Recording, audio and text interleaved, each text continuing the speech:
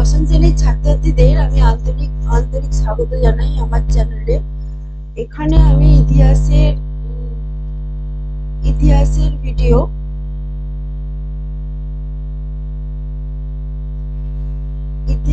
Video দিচ্ছি এবং বিগত কয়েকদিন ধরেই দিয়ে চলেছি ইতিহাসের ভিডিও চ্যাপ্টার ওয়াইজ। যাদের ভালো লাগছে ভিডিও তারা অবশ্যই প্লে লিস্টে গিয়ে তারা দেখতে পারে, তারা আগেকার ভিডিওগুলো পেয়ে যাবে, মানে চ্যাপ্টার 1 2 3 4 5 পরপরই দেয়া আছে, সেগুলো পেয়ে যাবে। আজকের বিষয় হচ্ছে সপ্তম অধ্যায়।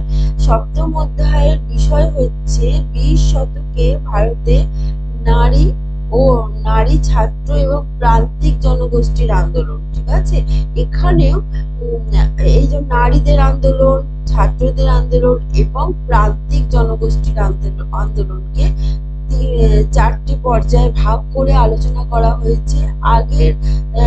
আগের যে অধ্যায়টিতে আমরা যেরকম চারটি পর্যায়ে আলোচনা করতে দেখলাম সেরকমই।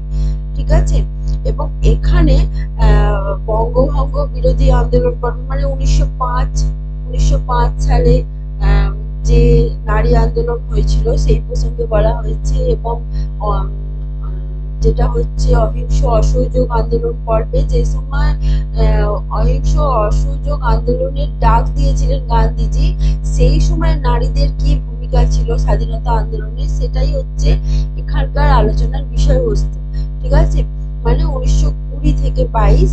এবার হচ্ছে আইন অমান্য আন্দোলন। যখন গান্ধীজি আইন অমান্য আন্দোলনের ডাক দিয়েছিলেন সেই সময় নারীদের কি ভূমিকা ছিল মানে এই স্বাধীনতা আন্দোলনে। ঠিক আছে, এবং এছাড়া ভারত ছাড়ো আন্দোলন, মানে যেটাকে আমরা 42-এর আন্দোলন বলি, সেই সময় নারীদের কি ভূমিকা ছিল।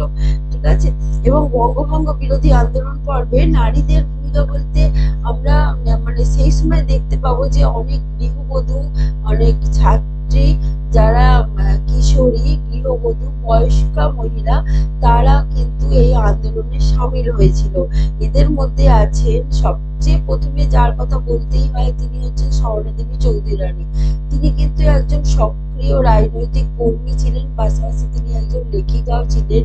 তিনি কিন্তু বিভিন্ন ধরনের স্বদেশী আন্দোলন মানে বঙ্গভঙ্গ বিরোধী আন্দোলন, স্বদেশী দ্রব্যের প্রসার ঘটানো, বিদেশি দ্রব্য বয়কট করা, সমস্ত কিছুতে তিনি কিন্তু অংশগ্রহণ করেছিলেন। জাতীয় শিক্ষার প্রসার, এছাড়া বিভিন্ন ফার্ম তৈরি করা। ঠিক আছে, এই সমস্ত কিছুতে। এছাড়া হেমাঙ্গিনী দাস, কুমুদিনী মিত্র, লীলাবতী মিত্র, কুমুদিনী বসু, সুবলা ভট্টাচার্য প্রমুখ বিশিষ্ট নারীরা এখানে অংশগ্রহণ করেছিলেন। এছাড়া সেই সময় একটা গান হয়েছিল মুকুন্দ দাসের, চারণ কবি মুকুন্দ দাস, তিনি গান করেছিলেন যে ফেলে দাও রেশমি চুড়ি, বঙ্গনারী আর পড়ো না। ঠিক আছে, এই গানটা কিন্তু সেই সময় খুব জনপ্রিয় হয়েছিল, কারণ রেশমি চুড়ি বিলিতি দ্রব্য, এবং সেই সময় বিদেশ থেকে অনেক সেন্ট, অনেক প্রসাধন দ্রব্য, অনেক কিছু সাজার জিনিস আসতো মেয়েদের জন্য। সেক্ষেত্রে একটা লোভনীয় পরিবেশ তো তৈরি হতো সেগুলোকে নিয়ে, কিন্তু সেগুলো ত্যাগ করার জন্য আহ্বান জানিয়েছিলেন। ঠিক আছে, মুকুন্দ দাস। আর সরলা দেবী চৌধুরী রানী লক্ষ্মীর ভান্ডার স্থাপন করেছিলেন।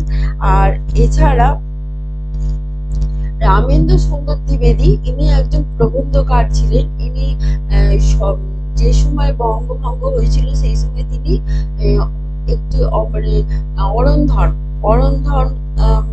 অরন্ধন দিবস পালন করা, উপবাস পালন করা, এইটা ডাক দিয়েছিলেন। এবং বিদেশি দ্রব্য বয়কট করা, বিদেশি দ্রব্য বয়কট করা, স্বদেশী দ্রব্যের প্রসার ঘটানো, এইসব ক্ষেত্রে তিনি কিন্তু সক্রিয় ভূমিকা গ্রহণ করেছিলেন। এছাড়া বহু ছাত্রীরা, এখানে ছাত্রের কথা বলবো না, ছাত্রের কথা তো পরে আসবোই, ছাত্রীরাও বিভিন্ন ভাবে সক্রিয়ভাবে এই সমস্ত সময় আন্দোলনে যোগদান করেছিল। এরপরে আসছি, যেটা দেখো এখানে করতে যেটা পারো তোমরা, এই চারটে পর্বকে আলাদা আলাদা করে লিখে, মানে বঙ্গভঙ্গ বিরোধী আন্দোলন পর্ব,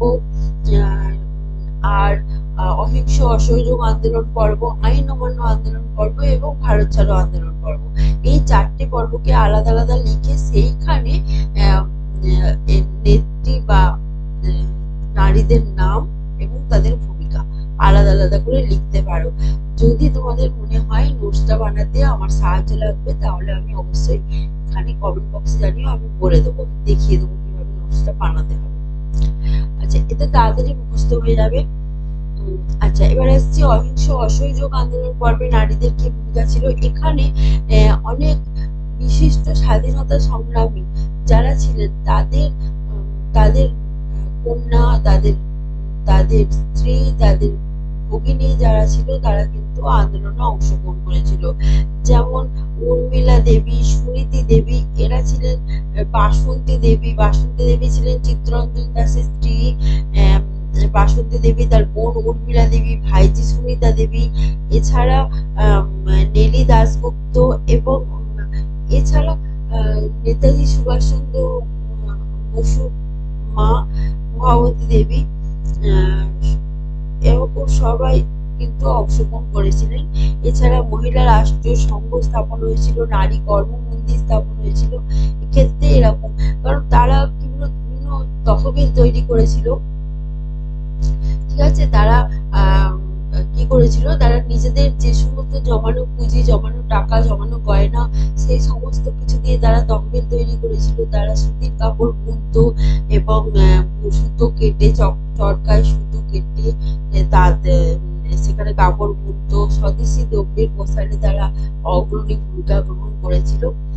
আচ্ছা, এবার আসছে আইন অমান্য আন্দোলন পর্বে যারা অংশগ্রহণ করেছিল এবং তাদের কি কি কাজ, এবং তারা হচ্ছে গান্ধীজির স্ত্রী কস্তুরবা গান্ধী, কমলা নেহেরু, স্বরূপিনী স্বরূপ রানী নেহেরু, সরোজিনী নাইডু, বাসন্তী দেবী, উর্মিলা দেবী প্রমুখ যারা ছিলেন, যারা স্বাধীনতা আন্দোলনের সঙ্গে যুক্ত ছিলেন, তারাও কিন্তু এখানে একটা ধারাবাহিক কার্যক্রম বজায় রেখেছিলেন, ঠিক আছে। তারা কিন্তু এই আইন অমান্য আন্দোলন পর্বেও কিন্তু স্বাধীনতা আন্দোলনে সক্রিয় ভূমিকা গ্রহণ করেছিলেন। মহিলা রাষ্ট্র সংঘ, মহিলা নারী কর্ম মন্দির, এই সমস্ত কিছু তারা ফান্ড কিন্তু সেই সময়ও কিন্তু চালু রেখেছিলেন, ঠিক আছে, বহাল রেখেছিলেন। এরপরে ভারত ছাড়ো আন্দোলন পর্বে যে সমস্ত ঘটনা ঘটেছিল, সেটা হচ্ছে 42-এর যে ভারত ছাড়ো আন্দোলন পর্ব গান্ধীজি ডাক দিয়েছিলেন করেঙ্গে মরেঙ্গে। সেই সময় নারীদের মধ্যে প্রবল উৎসাহ জাগে এবং তারা কিন্তু খুব শক্তিশালী ভাবে আন্দোলনে অংশগ্রহণ করে। সুচেতা কৃপালিনী, অরুণা আসফ আলী গোপনে মেয়েদের সংগঠিত করে আন্দোলনে সামিল করেছিলেন। এছাড়া উষা মেহতা গোপনে কংগ্রেসের বেতার কেন্দ্র পরিচালনা করেছিলেন। এবার উষা মেহতা তো বললাম, তারপরে আছেন ভোগেশ্বরী ফুকননী, এবং নারীরা তাম্রলিপ্ত যে জাতীয় সরকার তৈরি হয়েছিল, ক্লাস 8-এ তোমরা পড়েছিলে, সেইখানে মহিলা স্বেচ্ছাসেবী সংস্থা, যেটাকে বলা হচ্ছে যে ভলেন্টিয়ার্স, ঠিক আছে, এই স্বেচ্ছাসেবী সংস্থা, যে মহিলা স্বেচ্ছাসেবী সংস্থা একটি দল গঠন করেছিল, যেটার নাম হচ্ছে ভগিনী সেনা। এবং এই সময় যে যখন তাম্রলিপ্ত জাতীয় সরকার হয়, সেই সময় থানা ঘেরাওকে ঘটনাকে কেন্দ্র করে কৃষক পরিবারের এক বৃদ্ধা 73 বছরের মাতঙ্গিনী হাজরা, তিনি মিছিলে সামনের দিকে সারিতে ছিলেন এবং তিনি ব্রিটিশ পুলিশের গুলিতে লুটিয়ে পড়েন এবং তিনি প্রাণ হারান। তিনি তখনও কিন্তু দেশের পতাকা হাতের মুঠোর মধ্যে ধরেছিলেন। তার এই বলিদান আমরা সশস্ত্র চিত্তে স্মরণ করি, ঠিক আছে। এছাড়া নন্দিতা কৃপালিনী, রানী চন্দ্র, এলা দত্ত, সুনিতা সেন, লাবণ্য প্রভা দত্ত, মায়া ঘোষ প্রমুখ বিশিষ্ট অনেক নারীরা কিন্তু অংশগ্রহণ করেছিল। নারী আন্দোলন পর্বে আরেকটি ভূমিকা বলতেই হয়, যেটি হচ্ছে সশস্ত্র আন্দোলনে নারীদের ভূমিকা। নারীরা কিন্তু অস্ত্র হাতে তুলে নিয়েছিল। যে নারীরা রান্না বান্না, ঘরের গৃহস্থালী কাজে নিযুক্ত থাকতো, তারা কিন্তু অস্ত্র চালনায় পারদর্শী হয়ে উঠেছিল, এবং এই পারদর্শী হওয়ার পিছনে তাদের একটাই উদ্দেশ্য ছিল, দেশকে স্বাধীন করা।